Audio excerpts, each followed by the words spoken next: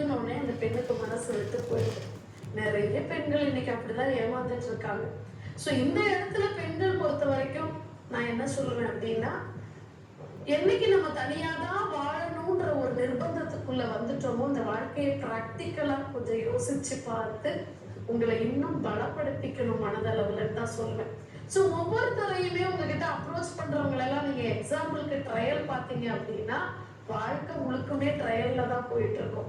ஒரு திருமணம்னு முடிஞ்சு ஒரு அங்கீகாரத்தோடைய ஒரு சமுதாயத்துக்கு முன்னாடி இவர் என்னுடைய கணவர், நான் அவருடைய மனைவின்னு வாழக்கூடிய வாழ்க்கையில தான் நீங்க எதிர்பார்த்த எதிர்பார்ப்புகள்ன்றது ஒரு 80% முழுமையடையும்.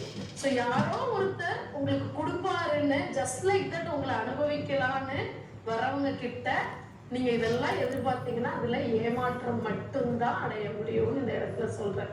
ஸோ கணவரை இழந்த பெண்ணோ இல்ல கணவரோடு நீங்க இருந்த பெண்ணோ கணவரை தாண்டி இன்னொருத்தர்கிட்ட உங்களுக்கு நீங்க எதிர்பார்த்த விஷயம்லாம் கிடைக்கும்னு நீங்க நினைக்கிறதுன்றது ஒரு காணல் நீர் மாதிரிதான், ஒரு மாயை மாதிரிதான். கொஞ்ச நாளைக்கு நல்லா இருக்கும், அதுக்கப்புறம் அதுவும் இந்த பாலும் புளிக்கும் அப்படின்ற மாதிரி ஆயிட்டு அதுல இருந்து வெளியில வந்து உங்களை நீங்களே தைரியப்படுத்திக்கிட்டு ஆறுதல் படுத்திக்கிட்டு போகக்கூடிய நிலைமைதான் இன்னைக்குமே பெண்களுக்கு நிரந்தரமான வாழ்க்கையில நல்ல நிலைமைன்னு சொல்லுவாங்க.